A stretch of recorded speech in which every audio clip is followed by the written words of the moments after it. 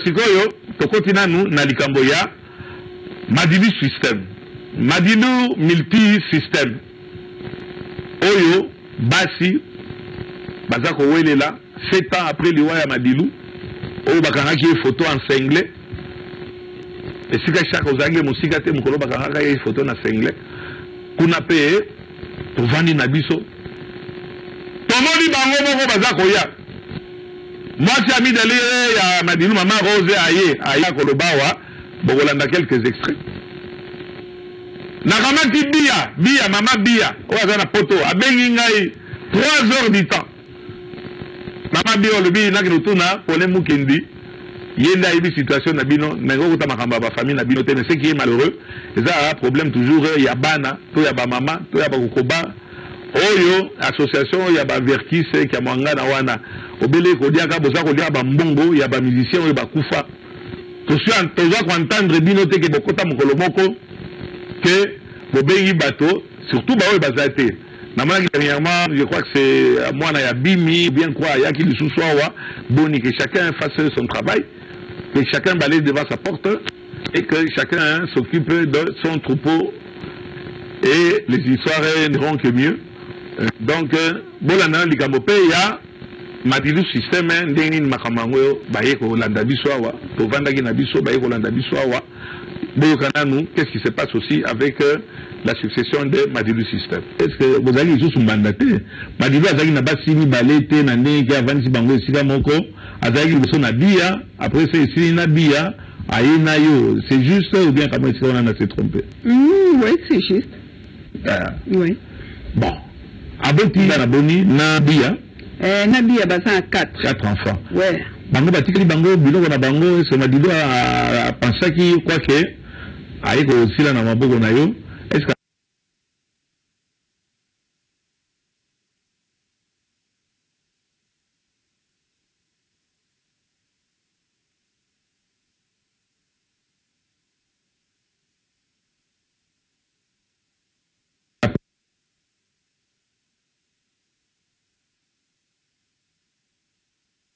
pensaki na bana na ye oyo bazali na bia? Oui.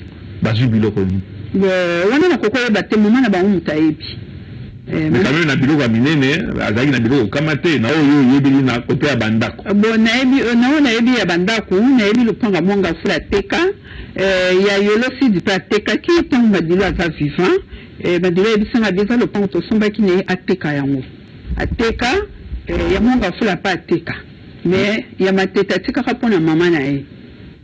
D'accord. Et bon maman Rose et pas na yo suini na bana na yo na Yannick hein, c'est ça hein? Na Yann na Tite et pas na yenga na zwaki ndako ya kipe numéro 16 na Ngalema le pango ya munene le pango ya munene oyo ezali kuna oyo atikelaki nga na bana eza reconnu partout na kipe numéro 16. Maman, je suppose que vous êtes na mikanda. Oui, na moni ba mikanda ezali awa. Na moni awa fiche parcellaire. Na commune Ngaliema. Esika ye moko Diallo Madilu. Commune musicien. Na kasi bino nyonso bozolanda ngo na bilili. Aza na Yann Madilu, élève on demande na yo ya wana mibale. Wana mibale. Et akamati a type Tite Madilu. Oui. Namoni na fiche parcellaire oyo kaka bango misatu yango nde tokoroba mokanda oyo mobali batigela kilo apesaki nga na maboko ayaka nango inde apesinga natulinga bieske mikanda mosusu eza te alobi te banda na somba na sala enregistrement me yango oyo napesi yo mpo na yo na bana ata lelo naza te ya yo yango oyo bomba moninga aso azio ya ye bia azio ya ye yo pe ya yo yango. Oui, c'est ça. Mais toza Madilu atiki bana ebele succession na esalami ndenge nini nde likambo sasko nazo ko attaquer mutu moko avocat moko comme na ye maître Rigan yo koti na problème ya famille ya Madilu OK ikuna na yebite en quelle qualité OK okota et pas ya notaire bokamata okoma liquidateur. Mais liquidateur est à nini et d'autant plus que ça mutu ya loi. Liquidateur est à la cas bobengi famille nyonso Premier degré, deuxième degré, bakamati bavandisi bango, bakamati ça sera désigné liquidateur. Yo comme liquidateur to yebite nengeni. Puisque yo comme liquidateur ya Bia Mwasi Madilu. Le Madilu abotaki kaka bana sika mon côté. Abotaki pe na mama Rose, abotaki pe lokola yemoko Bia benga inga isinga lui basi bazaki ebele. Donc bana ya Madilu. Au salaki réunion de famille pendant yo comme liquidateur nengeni. On comme liquidateur na mukanda oyo ba pesi yo et pas à notaire. Na succession. Ba nommé yo Maître Rigan. Na benga kiyo okimi oza okima. Bon, tu n'as pas de compte à me rendre, mais tu auras quand même des comptes à rendre. Oyo, Nobutu Alobaka, na discours moko, qu'est-ce que je suis venu faire? Je suis venu rendre compte. Et Maître Rigan, tu rendras compte. Yo comme liquidateur ndenge nini.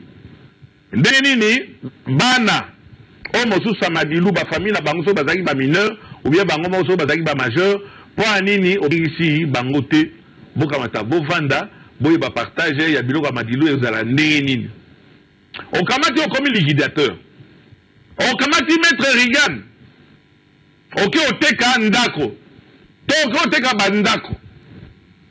Wala batuni yo lebi no na teki bandako, mbongo wana, ki adiki bene. Mpasi ki bene. Mbongo wana na kamati na tiango, eza na compte. Ah! Bonchi, compte wana ya nani? Yo comme liquidateur ndenge ni.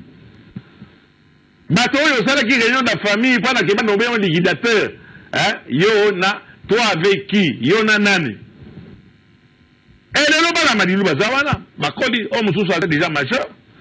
Quand on est sûr que ne otika mbongo.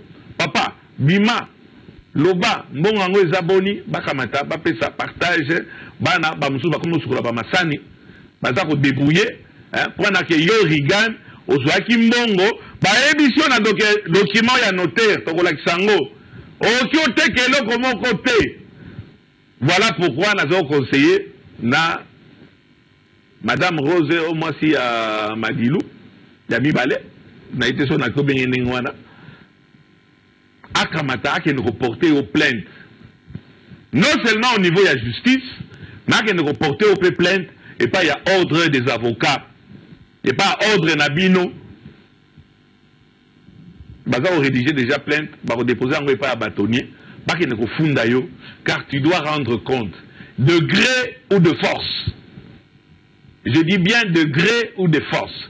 Na bana, na famille à Madilu, na bana à Madilu, mon cher ami, tu rendras compte de gré ou de force. Lingo lingate.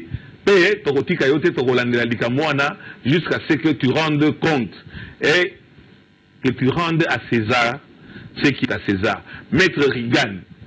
J'étais appelé au Kima. Papa, on essaie de trouver une solution à l'amiable pour la famille wana. Papa, mon lère abanda ki nae, maman wana aye kolela lelawa, alikia wana télévision. Na souli na famille à Madilu, la sœur de Madilu. Moi, si sans souci. Na souli nae, situation wana ezan nengini nikamata, boss lisango. On ne peut pas continuer tout le temps kaka. Vedette à Koufiawa. Et similitude avec Marie Misamou, na bossa na gilika mwana, wana système à Koufaki. Toujours moutouma wakamate à Kotaki.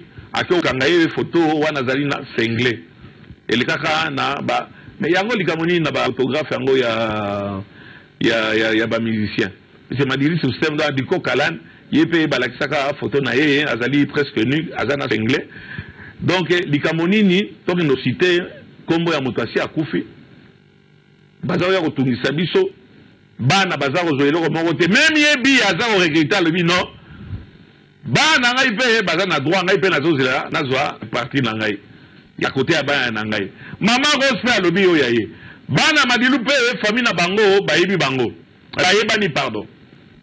Et toi Rigan, qu'est-ce qui se passe? Toi koyoka ah non soko tu t'es servi pour na ba frais oteki obando te biloko Madilu pour na nini o bando zo ba frais. Brafé, Banchi. Tu ne parviens pas à résoudre ça. Et nous, de la presse, et nous qui aimions Madilu, et Bino président, comment il s'appelle l'autre qui a Mwangana, mais comment qui président oui Bino Yanine, quand il reçoit Nagana Bajosa, Banini, voilà, dossier Bino Bogo Kamata, bon régler en go, Bakamata, Baya Rotungi, Saka, Papa Molière, Mouké Mouké, Bakanga Chen Nangai.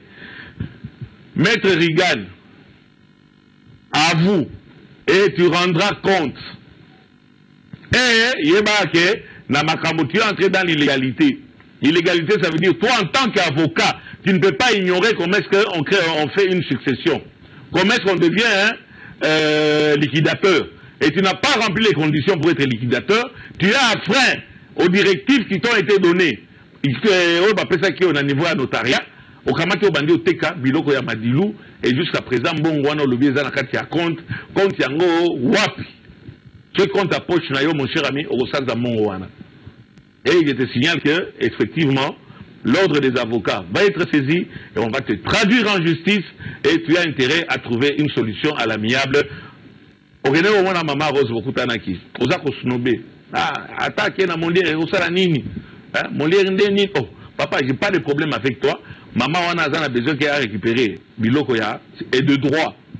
Biloko ya, bananaye. Bamutu, so que zali, bazana, badroit na bango. Kamata, yo, en tant qu'avocat, il faut Kamata, appliquer la loi, appliquer mission, pesa kiyo. Et ça, c'est Kamati mbonga batu, bazolo bake, bazolo ba. Nana lobiango. Mais moi, c'est Madilou. Maman Rose, que tu t'es servi. Bazolo ba 1000, 1500, vrai ou faux. Mais mon cher ami, il est temps que tu rendes compte, Oloba, banque ango, nini. Banque ango, nani. Wana, toyeba, succession à Madilou, Silisango. Kotangaka les nyonso kombo ya vedette lokolo wana ta sepil sangi biso makasi eza mala mute à cause ya yo na bino famille Madilou boni mama Mado bino bade ko Madilou boni Boniface na ko tungisa biso pa pamba bokamati eloka moweyi système azaki na mayele abimisi ba fiche atika kiba oyo ya Kingani oyo ya Songolo oyo ya Pakala bia oyebisinga na kamata natuna pole mukendi oya yebi azaki camarade makasi pembeni ya Madilou système to boite na omona pole petit nanga na obenga ye to kamata to aider ne fiske na kombo ya système to kamata to salisa famille oyo na ba problème oyo eza aussi la te ko nke ba uka pe na tangi kombo na ye maître Rigan so ke no kofunda ngai ngande na tangi kombo na yo te madame Rose Azalia wa moi ça Madilou Azalia wa atangi yo bokutanaki au snobé bango, au fini bango d'après elle, au fini bango en quelle qualité? Papa Boni. Boniface, yo komi komo na yo, et komi Bialou Madilou. Système. Et nazo kama, baninga mususu, batuloko la Pacheli, Boni. Nazo mono mingi na Madilou. Bino yo so bozo tika likamwa ni, komi ya famille à papa Molia. Mais toko le mbate, à chaque fois que problème est ali, nde moussa na biso toko la.